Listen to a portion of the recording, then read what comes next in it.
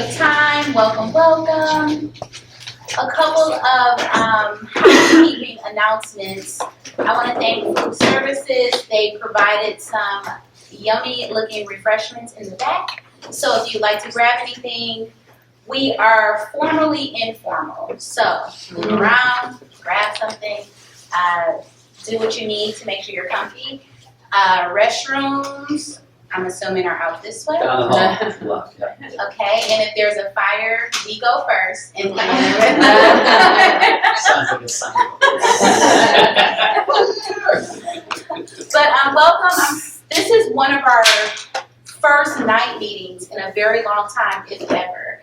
So, or evening meetings. So, if you enjoy this, we would like to hear your feedback. If you have other parents throughout the district that have been asking for this and would like to give us feedback, they can always email us. We recognize that everyone can't always make it. We're actually missing a couple of board members here today. But if this is something that you want to see more of, we want to make sure that we are providing it because the majority of our meetings are in the mornings at 9:30 a.m. So just so you know, we would love your feedback. Alrighty, so I'm going to go ahead and call the meeting to order. I am Shay Bailey. I am your board president. I've been on the board, is it 3 years? Crazy how time flies when you just start showing up to something. So it's been 3 years. This is my second year serving as president, and I can't say enough about our amazing other board members, but I'm going to go ahead and let them introduce themselves. First and foremost, I want to welcome Miss Katie Bennett. We've worked together on other projects and boards throughout the district. Katie will share a little bit about herself and her children, but she's our new vice president. This is her first meeting sitting as president, so I'm super excited to have her. So I'm going to let Katie introduce herself, and then once Katie is done, our membership coordinator, Megan, will introduce herself, and we will get started with the agenda. Thanks, Shay. Hi, everyone. As she mentioned, I'm Katie Bennett. Shay and I actually met at a parent council meeting, so it feels very appropriate that we are now sitting up here together. I think that was probably for maybe 4 or 5 years ago. I'm not sure. It's been a while. So we met, and then as she mentioned, we did serve on a committee together, and then here I am. So I'm excited to be here. I have 3 children, 3 boys in the district. I have a 7th grader at East, a 6th grader at West, and a kindergartner at Smith. I'm also a P-CCS graduate, so I've been here, been in the community for a long time. So again, I'm excited to be here. I'm Megan Rakowski. I have a 3rd grader at Sharon Elementary. This is my 2nd year as membership coordinator for the parent council. I'm just excited to be here every night. So thank you for coming. And Megan is instrumental in PTO work. So she's I believe she's our only board member that is consistently present at the school level, making sure that there's that connection, that liaison between the school and what we do as a council. So thankful for her there. And I guess I shouldn't leave out my children. I have, what brings you here, lady? So I have 3 daughters. One graduated from the park last year. She's at Hampton University, coming home for the first time next week. We'll see how that goes. My 16-year-old is a junior at Canton High, and then I have a 4th grader at Workman. Alrighty, so we're gonna go ahead and get started with the agenda. We have a pretty exciting agenda today. Hang on, before we get started with the agenda, we actually have to see who's in the room. So if this is your first meeting, we do a roll call for parent council representatives as well as PTO leaders in the community. As mentioned, the PTO presidents and leaders are liaisons to parent council. So if you know a parent on PTO or if you yourself sit on PTO, please let them know that this council, they are automatically grandfathered into being members of this council. So these meetings are for their attendance as well. But I'm gonna let Megan go ahead with roll call so that we know which schools we have represented. If you're not officially here in that capacity and you have a child in that school, please raise your hand. We have somebody here this evening from Byrd. I'm from Barron Smith. Tonda, Hoban, Halsing, Workman, Bentley, Field, Erickson, Dodson, Gallimore, Miller, Isbister, Allen, Discovery, East, Liberty, Pioneer, West, Canton, Salem, Plymouth, Starkweather. All right, awesome. And then we do, just so you know, these meetings are recorded because we typically get most of our viewership on YouTube after the fact. So we're all being recorded right now. Well, we're being recorded right now. Yes. Okay, so we'll jump right into the agenda. We have our food, nutrition services, and dietitian coordinator here. When I tell you our food nutrition program has been the hot button topic for 2 years running. Even when they're in the audience and someone finds out they're in the audience, they typically make their way up front to give some sort of presentation. So we're super excited to have Gina as well as Ann here today to talk us through all of the changes and updates that's being made in that particular department. So I'm going to have you both come up. Please introduce yourselves. Let us know how your role pertains to our children and how, what role you play in our food nutrition services. After you do your presentation, we'll open it up for questions and then we'll go from there.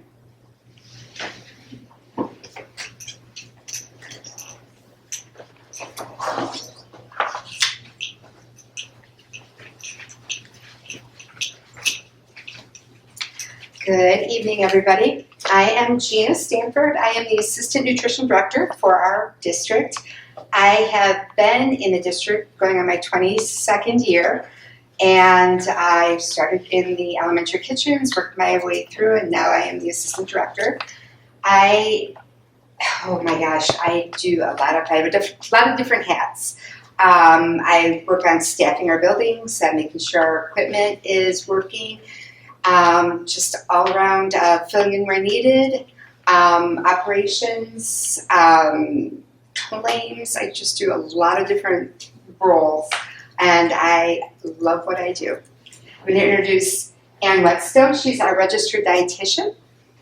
Hi everyone, thanks for having us here today. As Gina said, I'm the registered dietitian in the district, so all things menu, food allergy support, taste tests with the students, attending meetings to kind of promote our department and let you know where you can find information, and I'm excited to be here. We have snacks in the back. I feel like food connects everyone, no matter what your background is. So we brought some snacks here of items that are on the menu currently that maybe your students have tried before. So we have black bean caviar and then some energy bites, and you're welcome to try them. I also want to show you our website and where you can find us, where you can view the menu, and then key information that you can find from our menu sharing website. So if you go to our district website here and go to the Food and Nutrition Services tab, if you scroll down, you'll find daily menus here.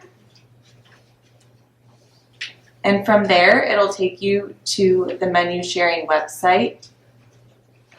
Here you'll see the weekly, the monthly menu. You can find the nutrition information and top 9 allergens of any of the menu items that we have. So for example, here you'll select your school. The first one that pops up is Bentley. And then it will show you the week that we're on currently and the different menu items that we have.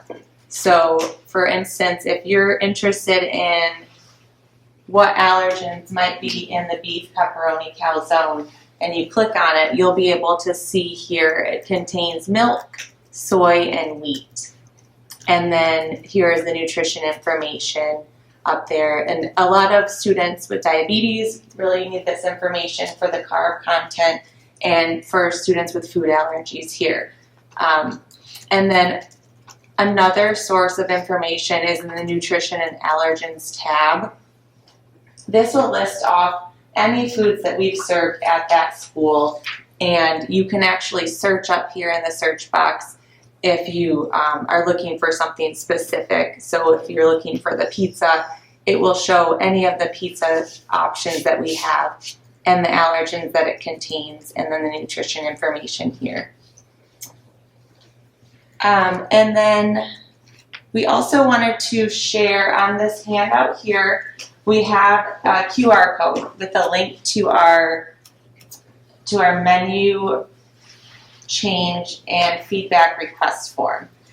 This was a new form that was just created for anyone in the community, students, staff, parents, community members, to provide feedback on menu items. So if you're looking for a change in the menu on a specific item, or in general, if you have a cultural dish that you want represented on our menu, please submit it through this form. The QR code is on the handout, and it will be on the website shortly, so you'll be able to find that link. But we really value community feedback, and we use that a lot in student taste tests. We'll do ballots, and majority of the menu requests from students are implemented into the menu as well. So we're happy to receive your feedback, and please start submitting those requests. I'm trying to think if there's anything else on here. Oh, and then also please follow us on Facebook and Instagram, where we included our handle, Eat at P-CCS K12, on this handout as well, because there you'll find things that we're doing in our department, and you'll be able to see things like the apple crunch that we did during National School Lunch Week. We had Farmer Caleb from Gateway Farm come and visit, and he introduced me. I was totally trying to do that. So yeah, you'll be able to find videos on our page too that show students interacting with the farmer and stuff like that. So, please share and like our page as well. So thank you so much, and we're happy to answer any questions while we're here as well. All right.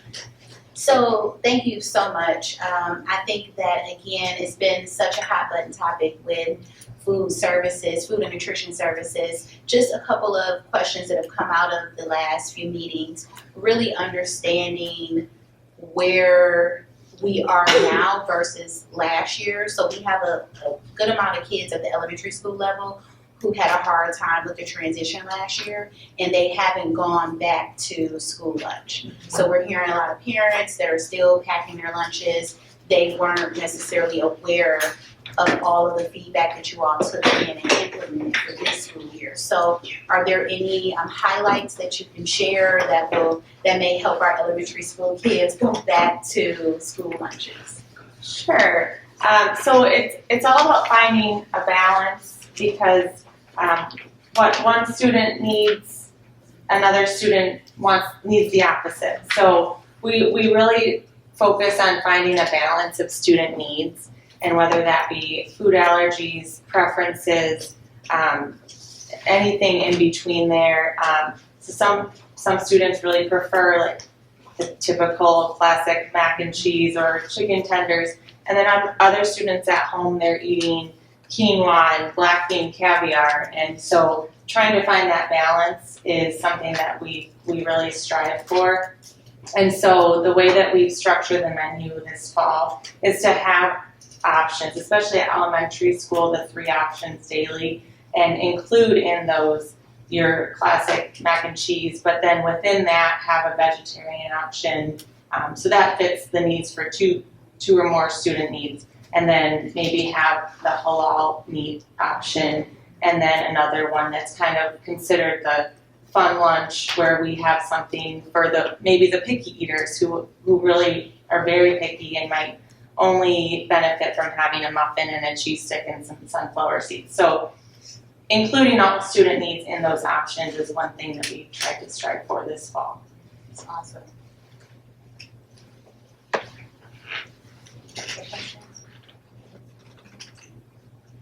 to be adding in more pictures to the menus of the newer items at some point? Yes.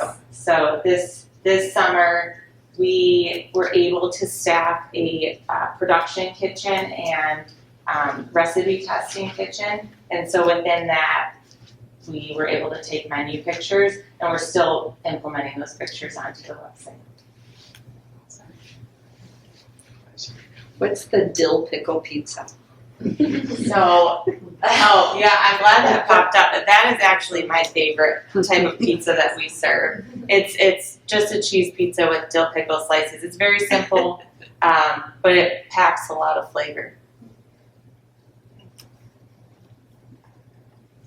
Any other questions? With this form, I know you said this is new. Has this gone out to the buildings yet? Is this something that the principals have access to add to their newsletters? So far, our staff in the department are the only ones who have this link because we're, and now you all have it. We're waiting on the access to be updated for like a different flyer. So this was going to go on our social media, but we're waiting on access to be updated on that. But we will share it very soon with principals, and they can include that in their newsletters as well.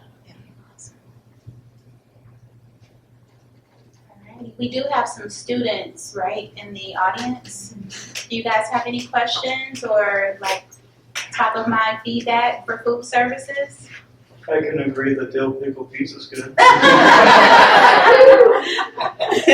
We like to hear that. Alrighty, well if you guys are happy, then we're happy. So thank you so much. I can't say we won't have you back because like I said, your department has been one of the most requested departments for this particular meeting. And now that you have this forum, it'll be great so that parents can give you all direct feedback without you coming to a meeting. But we love having you, and I can't say we won't have you back. So thank you. Thank you so much. Have a wonderful evening. Thank you. We're gonna go try your Alrighty, so next up on the agenda, we had to invite in our principal for Starkweather. I want to say it's year 2. Is it year 2? Okay. Yes. So we're excited to have you here for several reasons. One, we hear amazing things about you. Oh. And Tell me two, more. well, there's 3. We hear amazing things about you. 2, last year we had an opportunity to tour all of the bond updates for Starkweather. So that was super exciting to see what our students are experiencing. So thank you all for letting us in the building. And the last time our previous principal was here, which I believe was 2 years ago, we were blown away.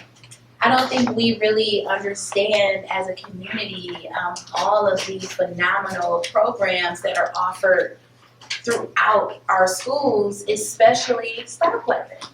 So we were so blown away. This came up at our last board meeting, and I have to thank Frank and Carly because they were like, you know what, we're going to work on getting her here. So thank you so much for being here. Thank you for bringing your amazing students. And I will turn it over to you. Please introduce yourself. Please feel free to tell parents a little bit about you and your journey that brought you here. And the floor is yours. Thank you. It is a gem, for sure. I want to thank the board for inviting us here. I was so excited when I heard that we were invited to come today. I love talking about this school. Thank you to Carly and to Frank for getting this set up for us. Also, thank you to Joe Green, my boss, who is here to support us tonight. Awesome to have that support. So thank you very much.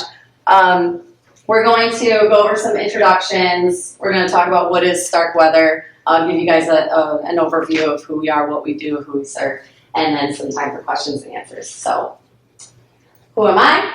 I'm Kim Doman. I'm the principal. As you said, it is my second year here in Plymouth-Canton. I have 12 years of experience as an administrator. Most of my admin experience was in Wayne Westland. I'm a doctoral student at Central Michigan University. I live in the community that I serve. Very lucky to say that. My husband is a teacher at Plymouth High School. My kids, I have my son Axel is a 5th grader at Dodson. My daughter Veronica is a 3rd grader at Dodson. And then little Harlow here, she's going to be 4 on Saturday. She will be going to Dodson next year. Deep passion for helping kids see their potential and meet their potential. I love what I'm doing. Absolutely blessed to be in the position that I am. I absolutely love what I'm doing. So happy to be in Plymouth-Canton and working with these incredible students. So lucky that they're able to come and tell you guys a bit about what we do as well. So I think they're up next to tell you a little bit about who they are, when they're graduating, and when they came to Starkweather. Go ahead. My name is Christina Sharon. I'm a student at Starkweather. I started last year and I'm graduating this June. I'm Kaylin Myers. I started at Starkweather this year in September, and I'm also graduating in June 2026. I'm Aiden Hirsch, and I'm graduating this year. I got into Starkweather last year, and I'm graduating this junior, so. My name is Cameron Johnson, and I will be graduating this year. So we have two programs that run out of Starkweather. So there's an alternative high school, which all four of these students are attending the alternative program.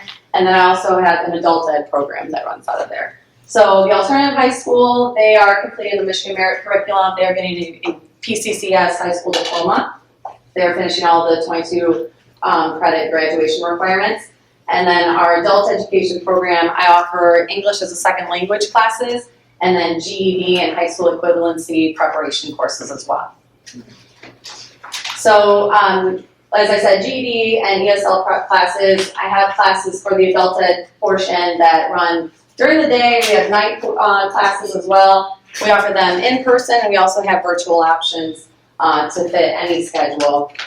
This program is 100% funded through grants. I have a WIOA grant that is a federally funded grant, and then a Section 107, which is our state-funded grant. And we serve about 250 community members through these programs, which is amazing. So I really welcome you guys to come check out the program. It's great. I have a quick question about the adult ed program. What is like the makeup? Is it, I'm curious. I don't think I knew that we had an adult ed program to start with. Makeup in what way? Like, is it Plymouth-Canton community, or is it open? It's open. Okay. It's open, yes. So there used to be a lot more adult ed programs in the areas, and over the years, probably the past 10 years, there's been a lot that have closed down. So one of my roles before I was here, when I was at Wayne Westland, I was a middle school principal, but before that I ran their adult and alternative ed program in Wayne Westland. And for a lot of different reasons, they closed their adult ed program. And that's happened in a lot of different surrounding communities. So we've gotten a lot of people from the surrounding communities that have closed their adult ed program over the years. So there's not a ton left, but we all get together once a month, all the local directors that still have programs, and we help to plan and coordinate to serve all the people that still need help. That's awesome. Thank you. Yeah, of course.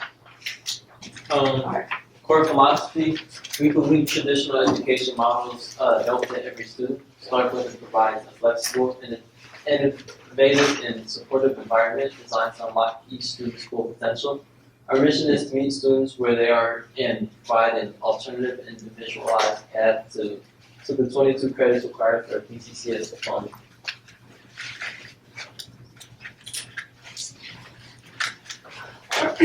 Our accelerated credit system, we operate on a 4-quarter academic system rather than 2 semesters.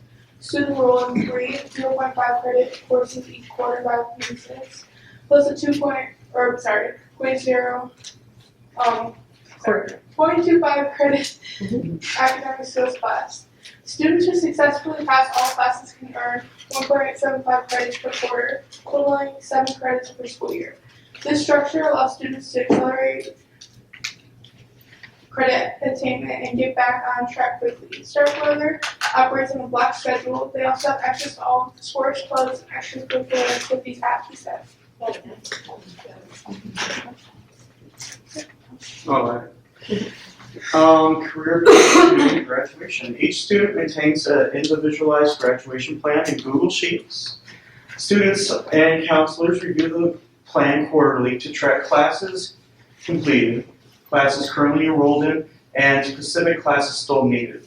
This process ensures a transparent, non-negotiable roadmap that keeps students focused on their diploma through goal settings.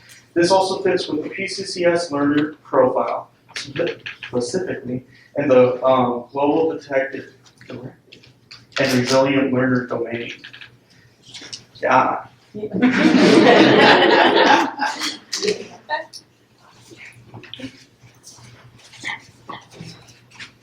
Maximizing instructional time. To maximize engagement, we adopted a cell phone policy this year that requires student devices to be secured in pouches during instructional time. We also utilize the Smart Pass digital hall pass system. This allows us to visually monitor student movement, help staff find students easily, and dramatically maximizes instructional time by reducing time spent outside of class. So focus on daily attendance. Each student maintains an wrong one. Sorry guys. We teach students that daily attendance is the single most crucial factor for success in graduation at Starkweather. Students who are here daily are more likely to pass their classes. We actively track and reward consistent attendance to reinforce this key habit necessary for graduation and future success. The Champions program, funded through Plymouth United Way, grants us money quarterly to reward students with great attendance in academics to be paid $100. Which, by the way, they all got their checks today. Starkweather student criteria. The typical Starkweather student comes to us in their 3rd or 4th year of high school. If they are credit deficient and at risk of not graduating on time, their P-CCS counselor will initiate a referral to our school. The two school teams work together to ensure a smooth transition for the student and their family. We accept new students every quarter. All right. What questions might you have? Wow. First off, They were a little nervous about speaking, and a couple of them are even considering being a speaker at our graduation ceremony this year, and they were excited to use us as a trial run. So I thought they did amazing, don't you? Yes. and even what a treat for us, we don't get to see students because we meet during the day. So this is a bonus for us to meet later because we have an opportunity to see you all because this is what it's for, right? So thank you. I'll open it up to the floor. I have a couple of questions that just come from community members, but before I get started, I'll open it up to the floor to see if there are any questions. Ms. Pack? It said that you can also still be part of like all the sports and stuff at other schools. Would that be like their school that they were at before? So like Salem, that's their home school. That's where they would play sports. That's too? correct. Okay. Yes. Cool. Yep, same requirements there. You have to be passing your classes. Right, and right. I'm expanding on that. Is this model with just juniors and seniors, is that new? I thought it was a 4-year school originally, no? No, they come a little later to us, so it's Okay. typically in their junior year. They have to be, usually the guidance is their 3rd year or 16.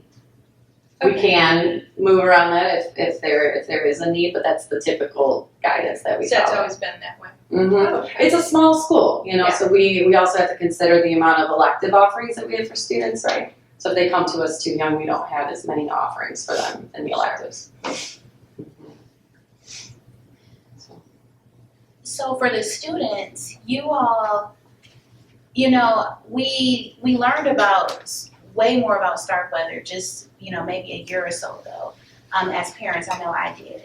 And the previous principal speaking about the experience you all had was really, I was blown away by the experience you all are having in the building. So since you've had the opportunity to be at the park, and then having the opportunity to be at Starkweather, what's the benefit for a student or a family that's really struggling with the decision? How has it benefited you?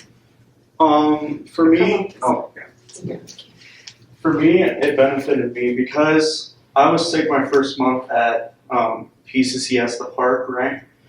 And when I went to Starkweather, I was afraid of it because it was an alternative school, right?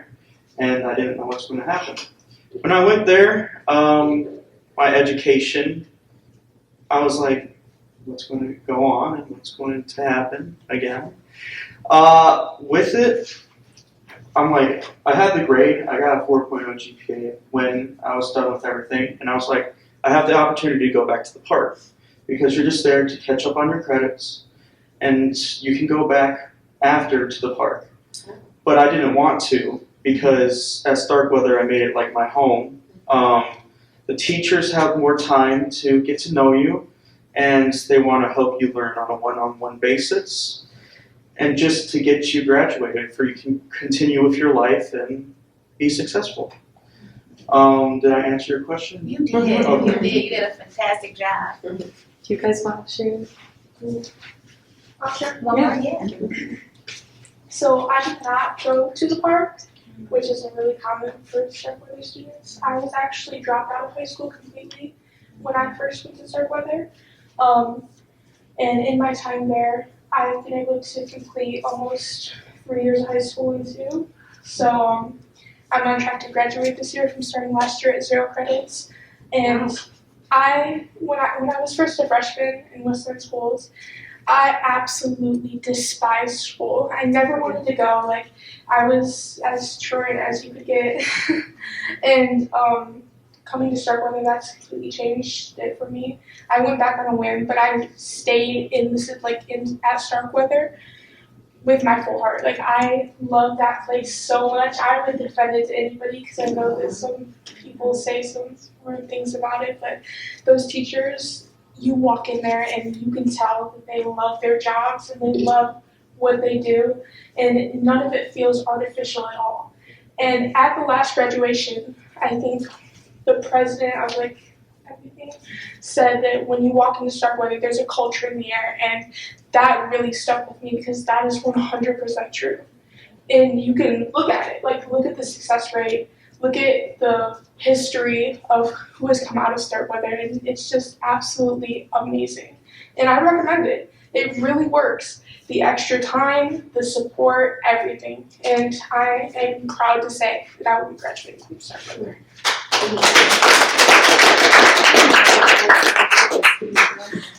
I said, I think you just wrote your graduation.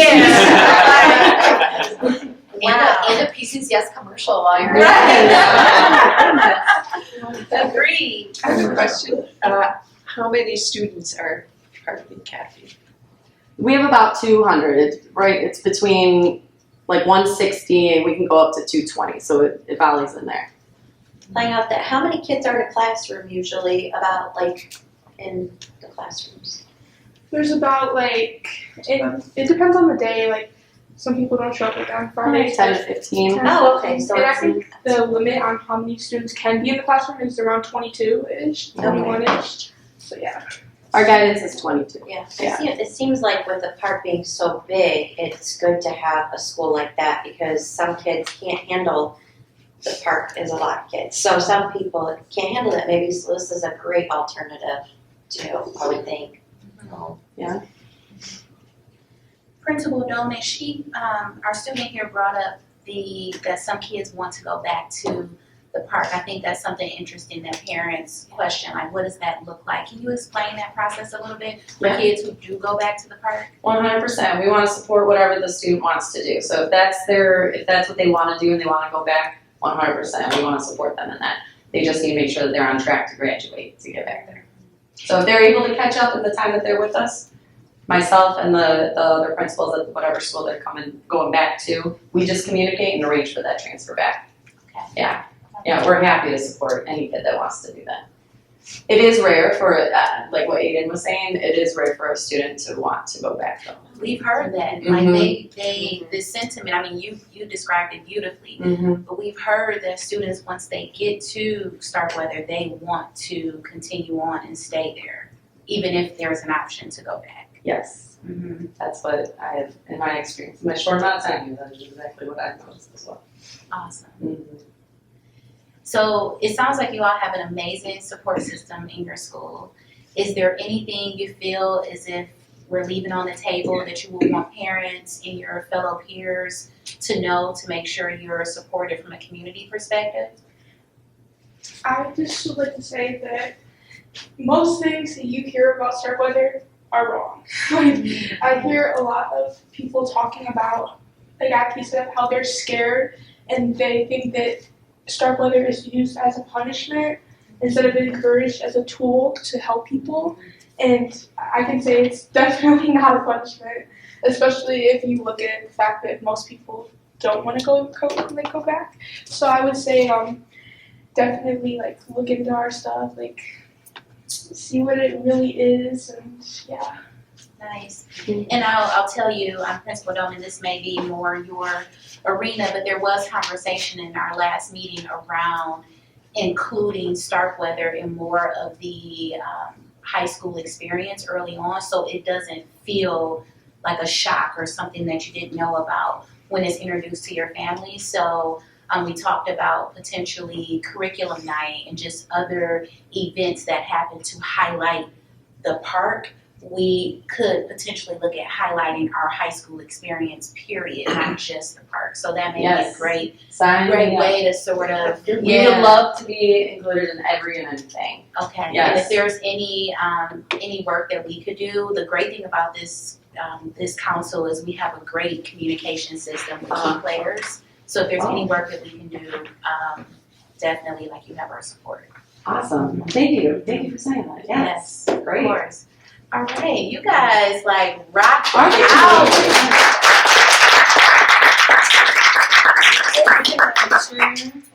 out. Did we get a picture? Oh, You can make a picture. Carly, I'm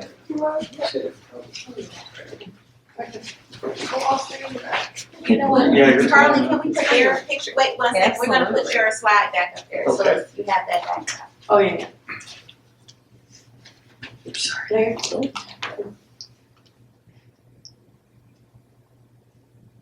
Got it, thanks. It's exciting. Thank you. Thank you. Thank you again.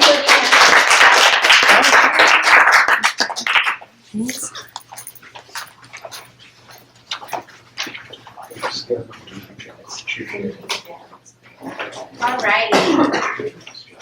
So next up on the agenda, I don't know if you all saw this on the table when you came in, but if you did not grab one, feel free to grab one now or on your way out. We have Karen here from the P-CCS clothing bank. And when Karen reached out to us, I couldn't tell you how much I was jumping up and down, like what a perfect time to hear from you and hear about all of the amazing work that you're doing volunteering at the clothing bank. As you all know, we have so many families that have just opportunity for community assistance all year long, especially during the colder months here in Michigan. So it's super exciting to have you here. I'm going to turn it over to you. Walk us through your presentation, and then if you allow us to ask some questions towards the end. Of course.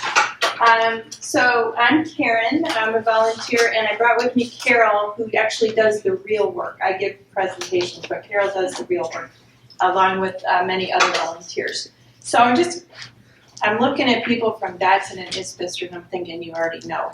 But how many people in here know about the clothing bank and what the clothing bank does?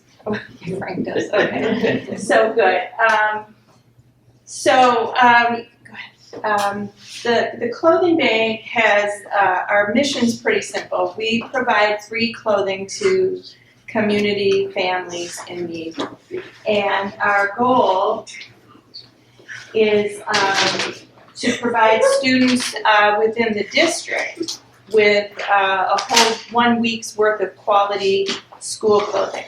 Because we don't want those kids going to school looking different than their peers. We want them to look just like their friends at school. And so we try real hard to give them clothes that work through that.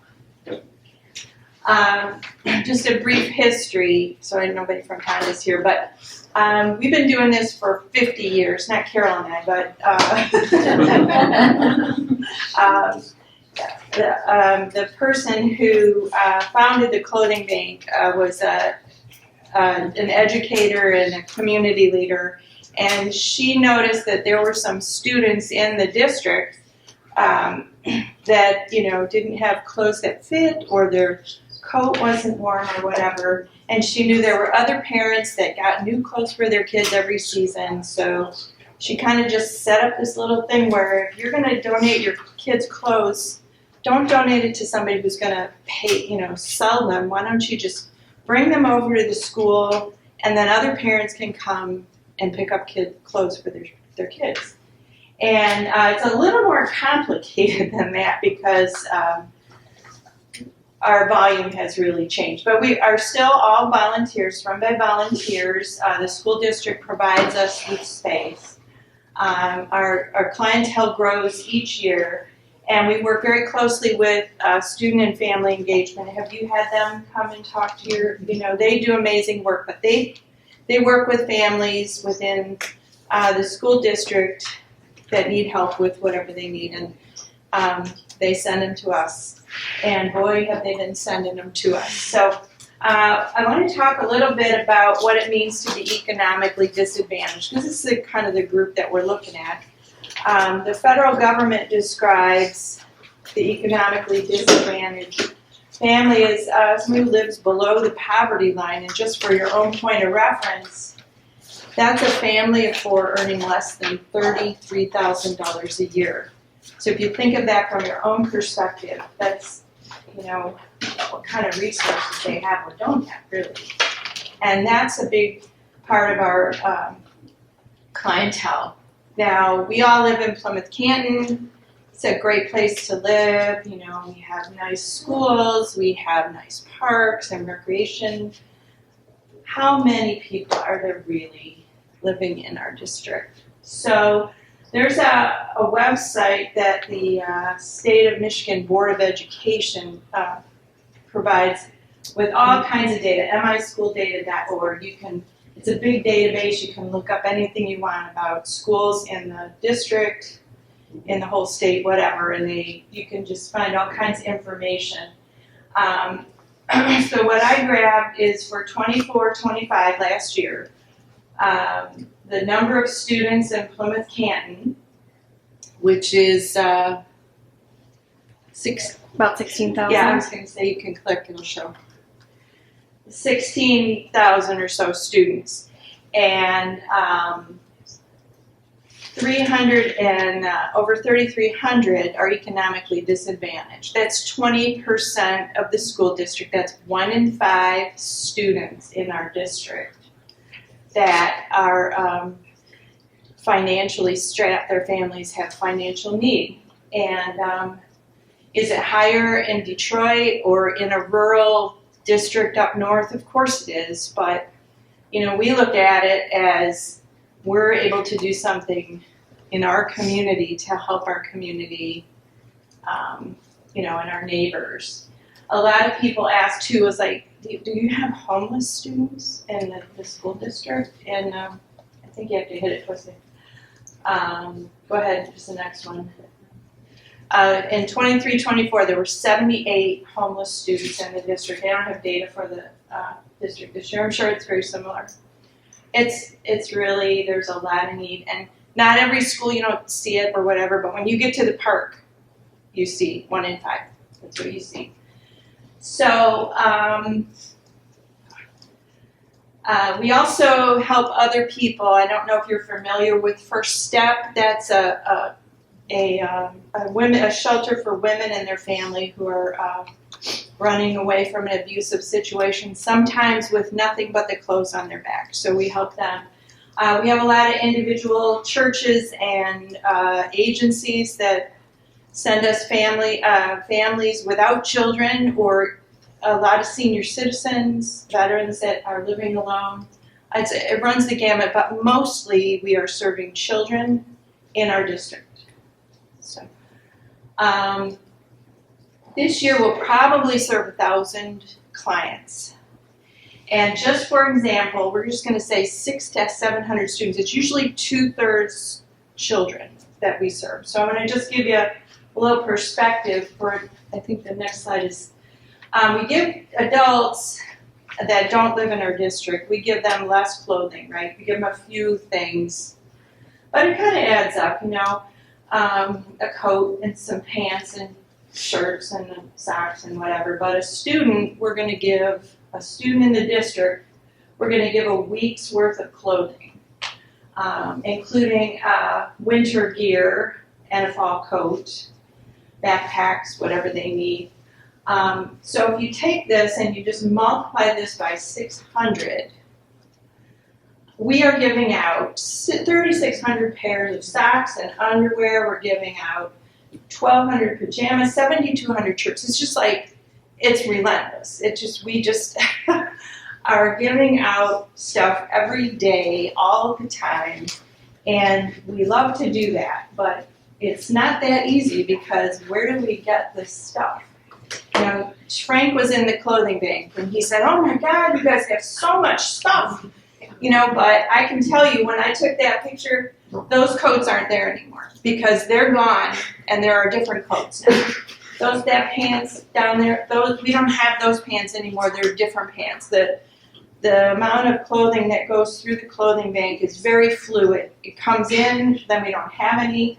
That shelf over there, I took a picture. If we had a 14-year-old girl come in, we only had 6 shirts, you know.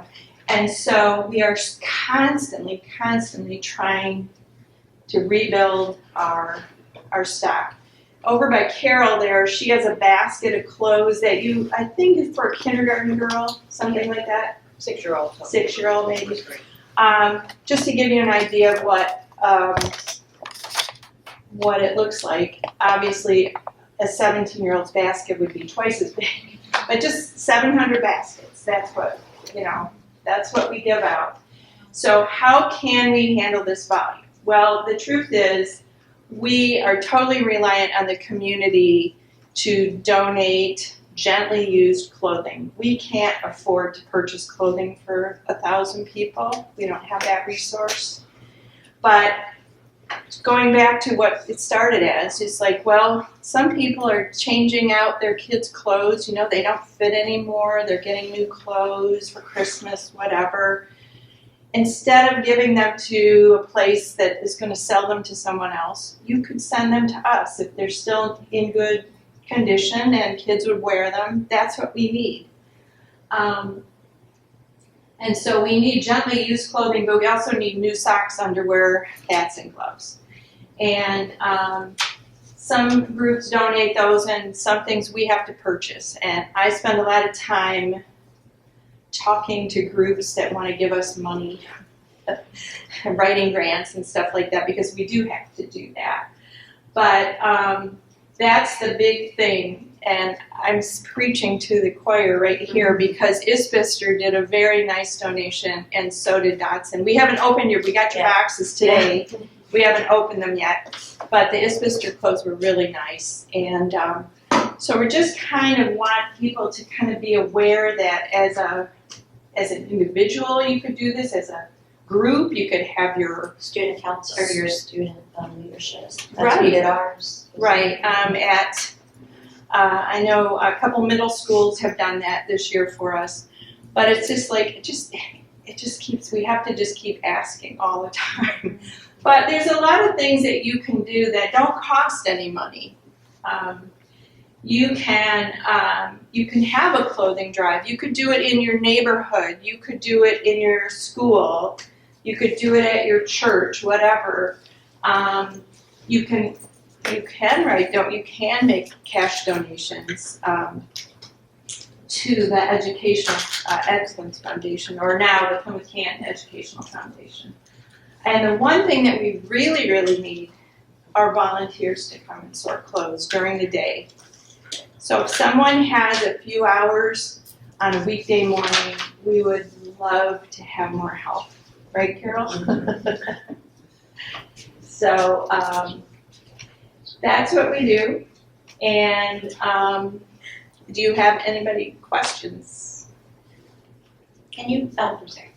Can you drop off the stuff anytime? Well, no. So there's different things going on here. One's a security issue. Okay. You know, we're only in the building at certain times, and so we only put out our bins when we're there, which is 3 days a week. And there is a on the brochure it says when, but anybody can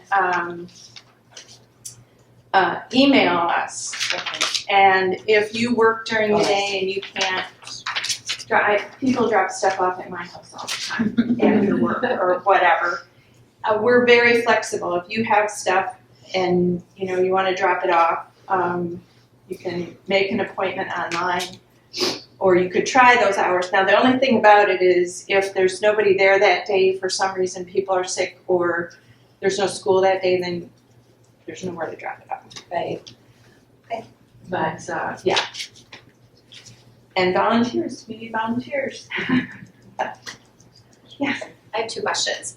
The first is, we as parents, especially as the middle school, it seems like I'm getting an email all the time of like, hey, we have all this lost and found stuff that we're gonna donate. Does that go to you guys? So, Because it should. Sometimes, it depends on the school. So if you have any input into that, you could say, hey, I'll take that over to the clothing bank. Better yet, I'll get some parents to wash it first and bring it to the clothing bank. Okay. Because Carol goes home with a load of laundry every day, washing stuff. But you would not be, or maybe you are. I am overwhelmed by the stuff that gets lost and left and lost and found. Coats and boots and expensive hoodies and whatever. But yeah, some schools are sending them to us, yeah. Okay, I mean, maybe that needs to be, I don't know what my school, the kids, the schools that my kids are at, I'm not sure where that stuff goes, but it feels like maybe that could be communicated clearly to some of the administration. The thing is, we really want somebody else to wash it, so that's which I kind think of the thing. like the PFOs at those schools, I think Right, could probably somebody take could that coordinate that, and even at the middle schools, they have washers and dryers, most of them, I think. That they could do that. There's a class or something that's, having that training, they could wash the clothes, which I know at West, I don't know where your kids are. One of them's at West. So West would do that. In fact, they just did a clothing drive for us and they washed all the clothes that they collected, so. Okay, I just wasn't sure all of that. Yeah, I can't speak wrong. The other question I had was, I often struggle with getting stuff to the park because I do work during the day. Yeah. And so I was also wondering, like, I also wonder if maybe the PFOs could take on, like just having a bin at each of the schools that parents could drop. Do you know what I mean? Like whether it's, because I just feel like that's my biggest struggle is just, I can't get to the park during the hours you're there. Yeah. But I'm dropping off and picking up at 3 schools every day. And so I feel like if I could just drop a bag, it would be a lot easier. That would So I be wonder great if that's something that we could coordinate in some way. Work with schools to do that. I will, if you send a email and say, I'd love to donate, but I can't, you can just bring it to my house. That's how it works. Okay. But that would be wonderful. Okay. Because even if a school said, can you come pick up these 8 bags of clothes that we collected, and I just make one trip over there, that's great.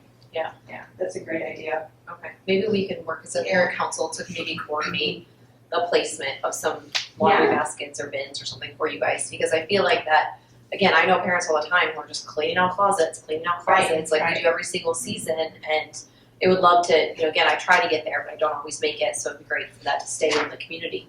Yeah, thank you. Yeah. I had no idea this existed, so I'll be sending stuff your way. Yay! If you're ever running low on necessary items, do you have a way where you can publish hey, this is a high needs item? So can you go to the school district website, Carly? So right on the school district website, up on community, then it's down clothing bank. And then there's this whole thing about what the clothing bank does or whatever. Here it is, right here. There we go, okay.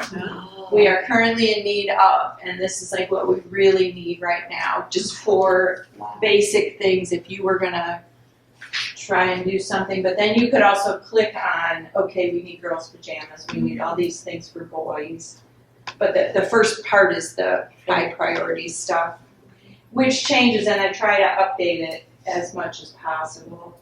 in general, this year, we always need elementary age children's clothing. I don't know what it is. I think there are more are there more kids in the elementary schools now, Frank, or? At kindergarten, we know there are more, but I think it's. Yeah, we are just seeing that. We can't keep up. Like right now, what is it, Carol, like from 5 to 12 boys, pants, and girls 8 to 10 shirts and stuff like that. We can't. And then we always need, and this is a thing, you guys get it, because you have older kids or whatever. A lot of people think, oh, they're kids. Well, half the kids in the district wear adult sizes, right?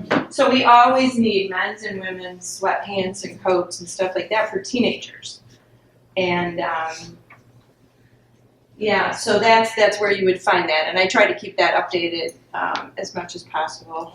We also have an Amazon wish list. I didn't bring the link to that, but I can send it to you. Please. If anybody, next week is going to be Cyber Monday or whatever, if people wanted to do that, it just comes right to my house, and I take it to the clothing name. So. Wow. Yep. It's awesome. Yeah. Karen, did you say this already? You may have. If I missed it, I apologize. Do you all know that Karen you were a board member too? Oh yeah, I was on this council. council. So my kids went to Smith, I went to Farron, and I was in this group for 15 years. You were a board member, weren't you? Yeah. You were a board member for a while, yeah. Oh wow! Just when I thought my work was done, you Yeah. You know what goes on. Yeah, and I work for the school district doing demographic data, so That's I right. know all about Too, this yeah. demographic data. Yeah. Wow. So any other questions? And thank you all again. I really appreciate it. And there's not. If you call, you usually won't get someone because they're only there a few hours a week, but you can always email with questions, or if you want to do something, just email us and we'll get back to you. So thank you very much. Thank you so much. Thank you.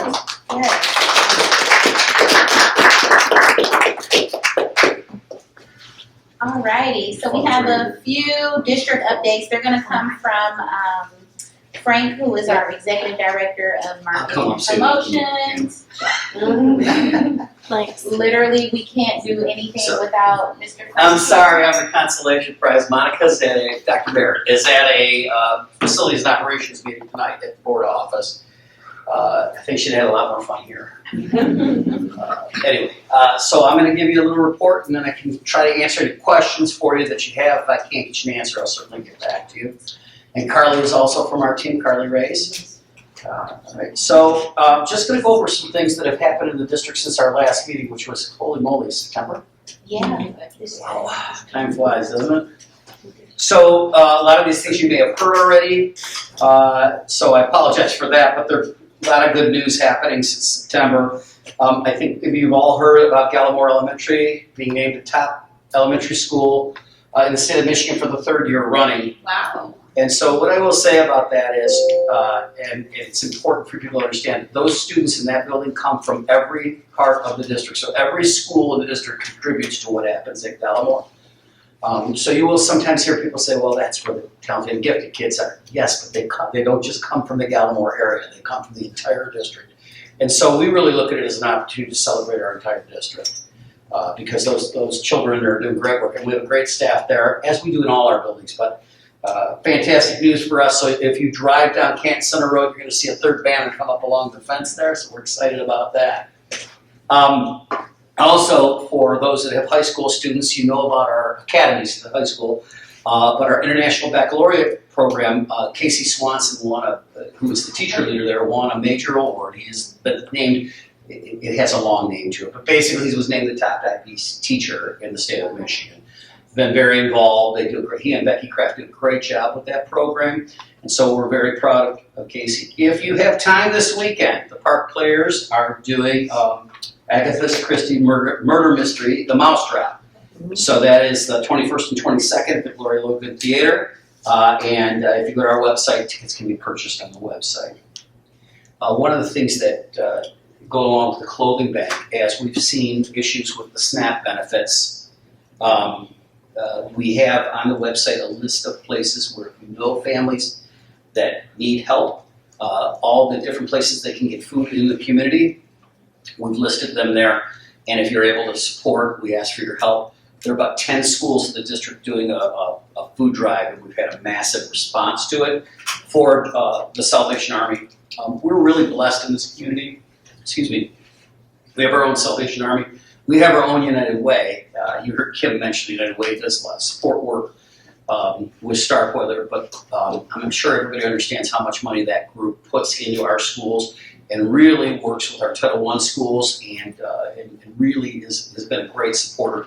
I actually sit on the board now of the United Way, and I can tell you whenever we call them, they're always there to help us. Same with the Salvation Army. We have a couple of food pantries in some of our buildings. I know you folks are all aware of that, but especially at the high school when we first started, people will donate food, and we appreciate that, but kids aren't going to grab a can of black beans. So we have kind of a reciprocal agreement. We do get some donations with the Salvation Army. They basically give us a shopping list, and our counselors will tell them what we want, and it's all things that kids will eat. And then the United Way provides all the health and beauty aids. So kids, and we have school supplies, all kinds of things that are available for our students. You guys have a clothing bank, you guys have a food pantry at Starkweather too. You used to, you still? Food pantry. Yeah, food pantry. They do have some like food. Yeah, there was a teacher a few years back that was doing it. We can help establish that if you feel the need. We would love one. Yeah. Yeah. Yeah, we can arrange that. Salvation Army's been really good to work with us on that, and they'll deliver it right to you. It's usually things that kids have. A few years back, there was a teacher that was doing it. I didn't know that it had stopped. We can help you. Is this the backpack thing, or is this? No, that was actually done through food service, and that was through Gleaners. That doesn't happen anymore, but actually we have them in several of the schools. And it's all confidential, just like you guys. You set up a time to go, and we actually have some teachers that will do it for students sometimes too. We'll actually go to, and it's at Canton High School, but East Middle School has it. There's a couple of schools that have food pantries right in there. And it's done very discreetly so that nobody's embarrassed and there's no issues, just like the work that they do with clothing. All right, so a couple other things. Thought this was pretty interesting.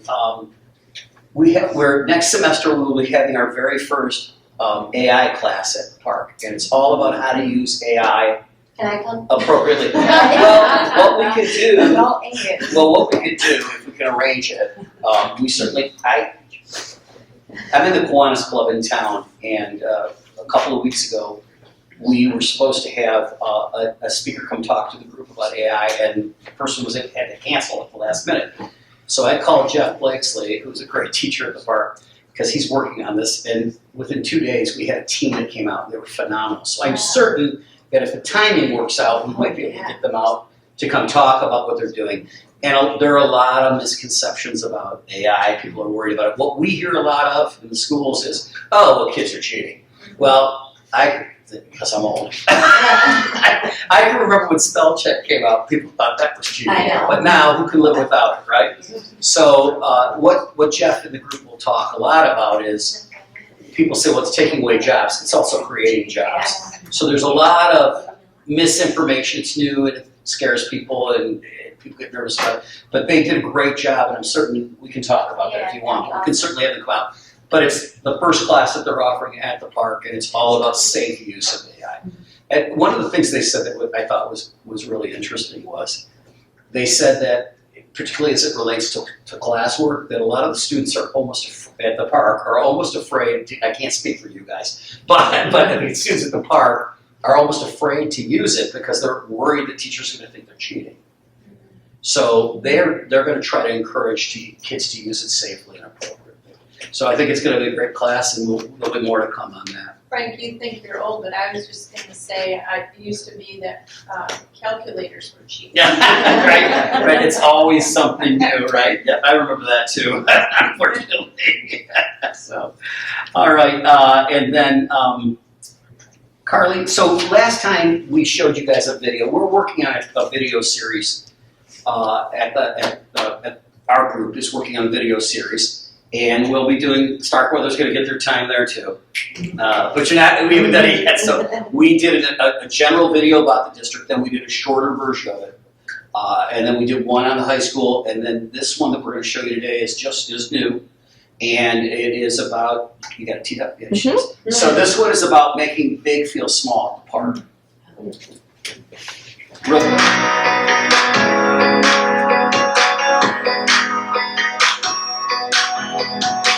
We serve 16,000 students, and that can be intimidating. So we work really hard and intentionally to make large feel small. I've met so many new people, and it's like being accepted into a whole new community. And it's really a nice environment to grow as a person. I recognize that a lot of schools, although great, don't have the same opportunities that we do here at P-CCS. The culinary program is incredible, the radio program is incredible, everything is incredible. We do a lot of deliberate things to connect with students. We make sure that students in their first year typically stay in their own building, in their home school. We think that's important, getting them acclimated to the size of the park.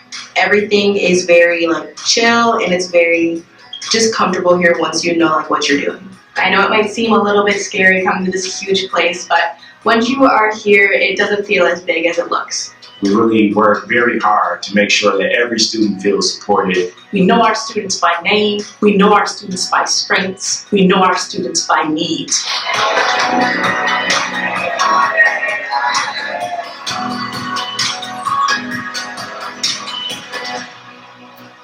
So the video series is available on the website, but we've also sent them out to all the realtors in the area to help sell houses in the community. People always buy homes based on the schools, so we want to make sure. And the magazine, which we have copies of here, was just mailed out. But there are more videos to come in the series. We have 2 or 3 more on the docket, and we'll continue to show them to you as they come available. And then if there's questions about anything going on, I'd be happy to answer those. Any questions you might have about from district perspective, I'll be happy to take any of those for you. And I promise you that at your next meeting, Dr. Merritt will be back. You won't have to listen to me. Thank you, Frank. No, you're wonderful. You did a wonderful job. I can tell you those videos work. I had a few high school friends reach out to me. That saw you? In the last video. I'm like, you live in Canton? I was like, wait, what? And they mentioned the video. So they definitely work, and they're getting out into the community. So that's awesome. And listen, I don't know how fast we are planning to get started, whether it's done, but some of these students that were here today would be awesome. Yeah, right. Just plugging you. Okay, any questions for Frank, or is there anything we could take back to Dr. Mary? Well, thank you, and on behalf of Dr. Merritt, I hope you all have a really nice holiday. You should have gotten the letter. It went out today, did it? To families. Yeah. She had a communication that went out to all the families today, just in general talking about the first term a little bit, and then wishing you a happy holiday season. So, awesome. Thank you. Thank Appreciate you. your time. Thank you.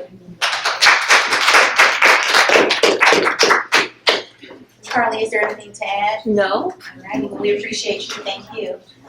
So we have this new area on the agenda, old business and new business, where we'll try to, sometimes a lot of interesting conversation happens during these meetings. We want to make sure that we circle back if there's any closure that's needed, any updates that are needed. So the only update we have so far, unless my board members have anything that they've experienced, is seeing the crossing guards out in the community at the elementary school level. So as a parent council, we have to say thank you, Plymouth-Canton schools. You heard our cry. Yes. I am thoroughly impressed with the crossing guard, not just their presence, but their diligence in consistency in the way that they monitor